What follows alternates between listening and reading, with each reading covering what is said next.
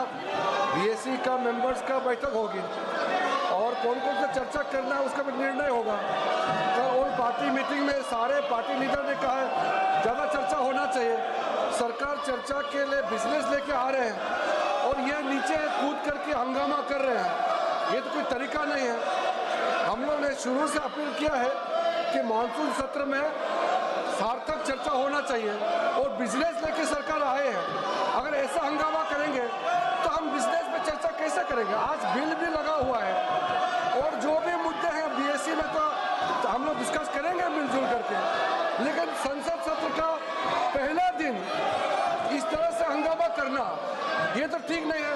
नाराबाजी करके इस तरह का समय का वो लोग दुरुपयोग कर रहे हैं, ये ठीक नहीं है। इसलिए मैं अपील करता हूं कि सरकार चर्चा के लिए रेडी है, आप लोग भी आ जाइए चर्चा के लिए।